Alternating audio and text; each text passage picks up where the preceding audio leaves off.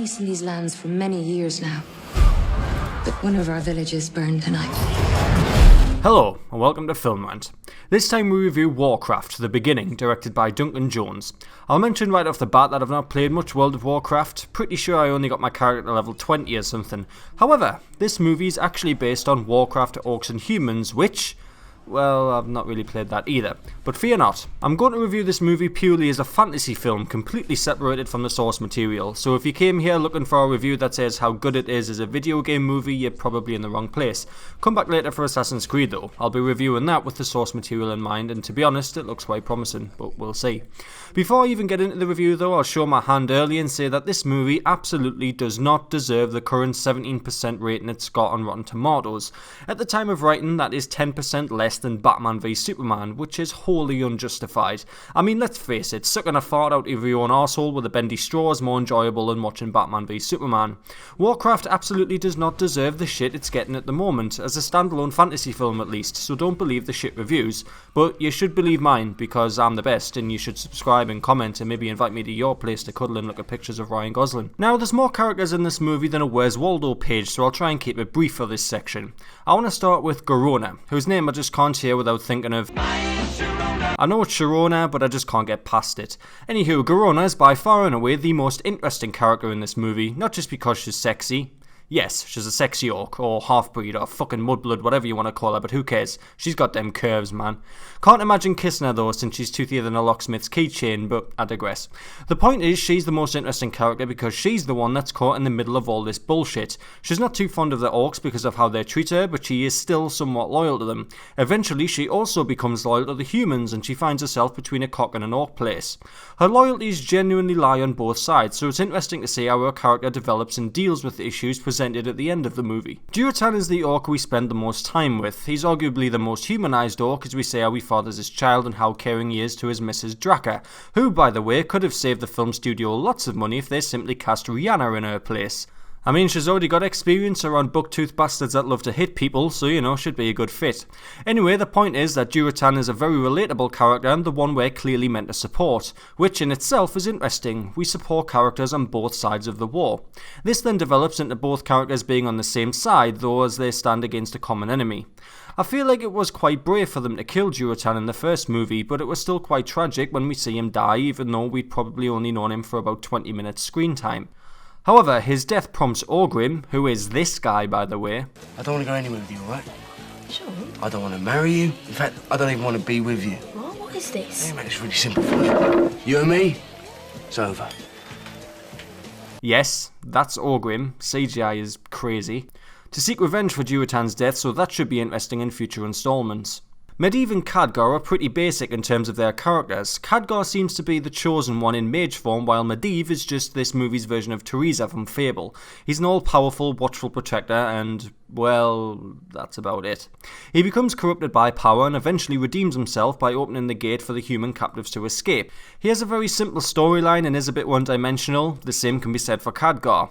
Both characters are inherently fine fantasy characters. And the very same thing can be said for the script in general. The whole movie is just fine, you know, it's okay. It's all about as plain as eating a bowl of rice with a glass of water.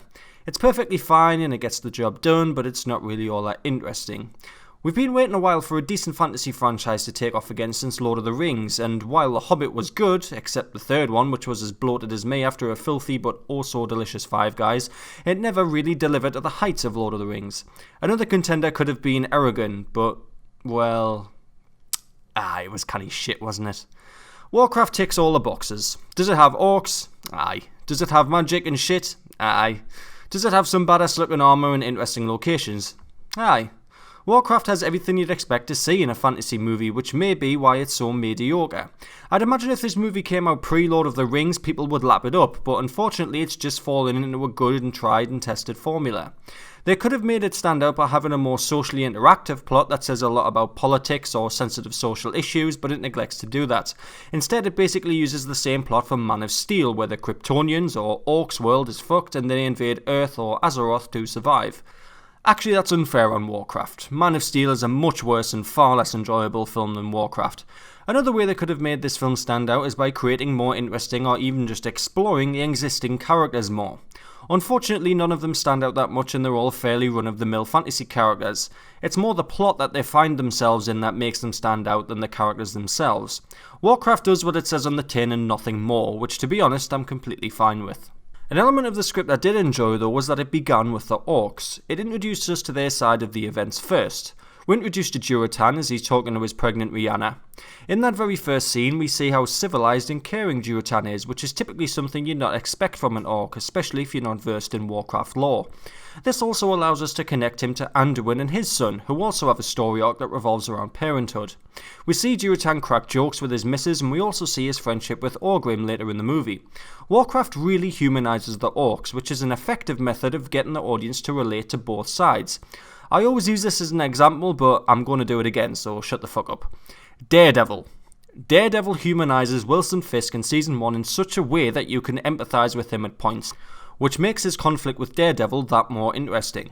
As an outsider, I was naturally planning on siding with the humans purely because, believe it or not, I'm human myself, and I want us to live, generally, unless it's the humans we have in District 9 who are just dicks. But by opening with Gul'dan and totally humanising the Orcs, I was able to empathise with a lot of them and take loyalties and likes to characters on both sides, much like Garona. I'll be the first to admit that I'm terrible at noticing exposition in movies.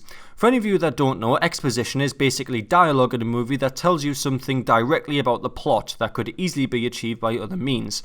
It's usually dialogue that people would never actually say in real life, but have to say in a movie to make sure everybody understands what's going on.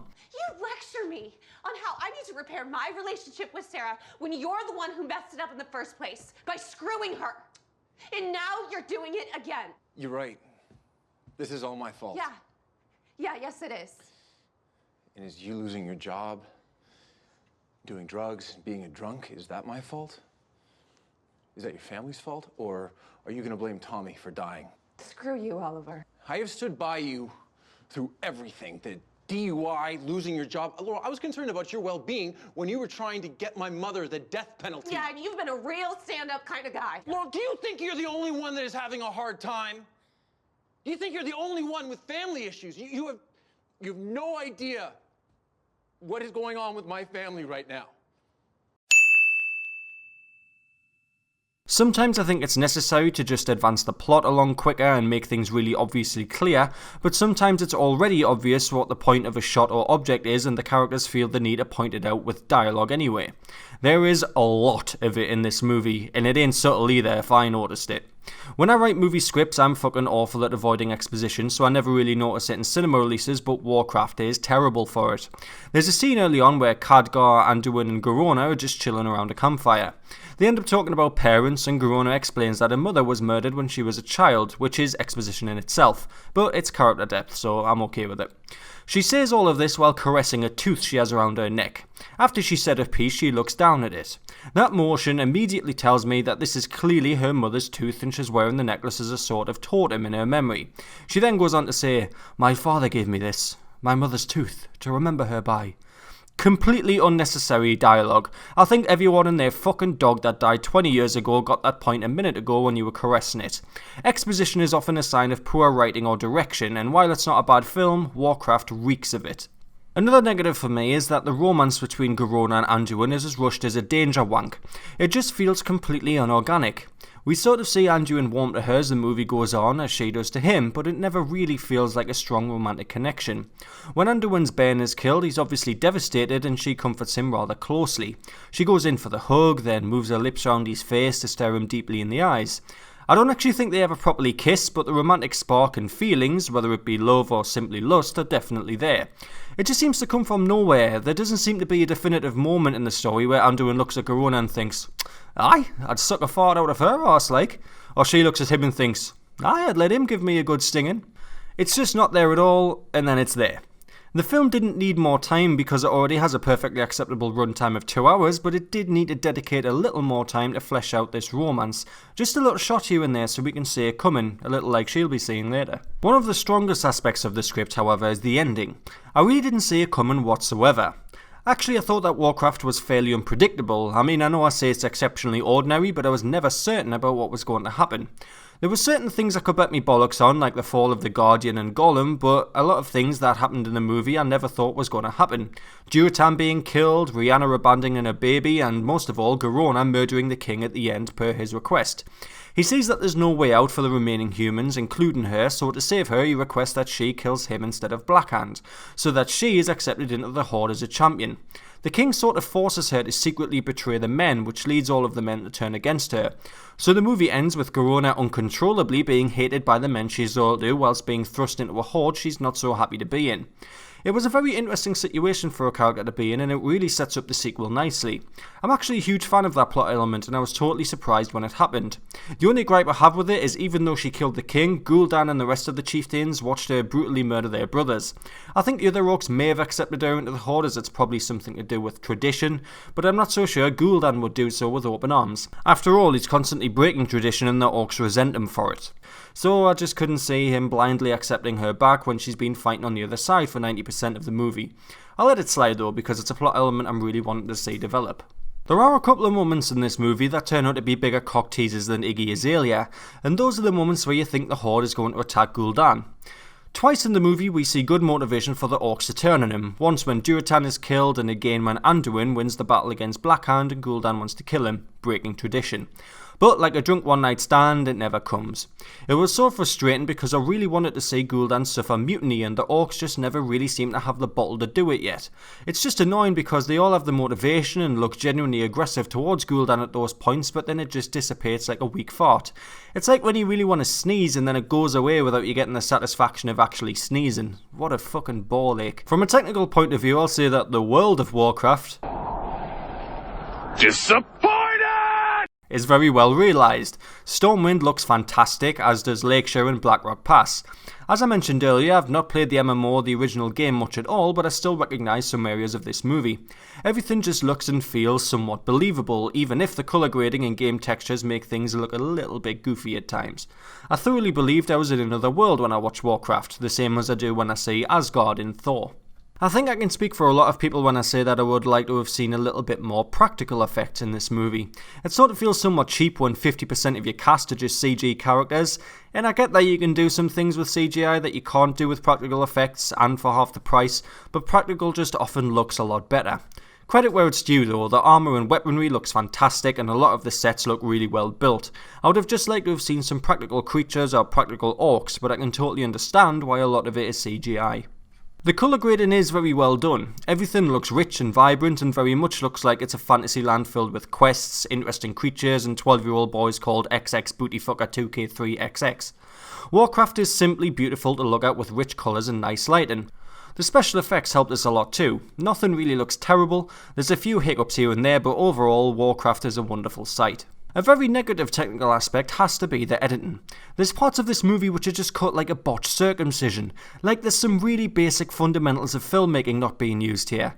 The editing within individual scenes is fine. You know, we have shot reverse shots and wides on dialogue scenes and establishing shots before we get into the dialogue, but the transitioning between scenes at time is just amateur. There's often times where the shot was not held long enough before cutting. We'll see a reaction shot to end a scene for about 2 seconds, then it'll jump to a totally different scene, which is very jarring. The reaction shot is meant to make the audience relate to the character's emotions, and when it's cut so quick, that relation time is just taken away and the scene loses its emotional stakes. If it's not cut in abruptly, it's inserting random fades, which are just as bad. I don't know if it's the editor's fault here or Duncan Jones' fault for not looking through the movie properly, which I can forgive, I mean his dad did die during production, but the editing just doesn't seem to get the basics right in some parts. Overall, I'll say that Warcraft just does not deserve the hate it's getting. If one of you does invite me over to cuddle up and look at pictures of Ryan Gosling, I want to bring this movie with me and cuddle it too. I'll tell it not to listen to the haters because it's a precious little movie that is perfectly fine and normal. Yes, it is exceptionally middle of the road and offers absolutely nothing new to the table with some one-dimensional characters and Man of Steel plot, but it's still a thoroughly enjoyable and entertaining fantasy movie. It never really does anything bad to the point it makes the entire movie bad. It suffers from exposition, but I can probably put that down to simplifying the plot to make it easier for kids to understand, and it has some terrible editing and maybe takes itself a little too seriously. Yeah, it could have been a bit funnier at times, but it's a decent 2-hour time killer. There's much worse films that have been released this year already, and there's even worse films out right now. So, if you're a fan of the games, I can't really say if you'll enjoy it because I'm not sure how strict it is to the source material, but if you're someone who just enjoys fantasy movies, then check this out, it's worth a watch. Now come here, Warcraft. It's alright, I'll protect you. Shh, that's it. Just look at his wonderful acting and go to sleep. Everything's gonna be alright. Okay. Alright, okay.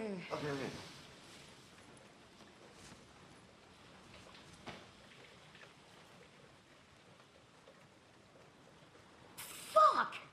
Seriously? It's like you're photoshopped. Warcraft The Beginning gets 3.5 frames out of 5. Thanks for watching, and we'll see you next time on Film Rant.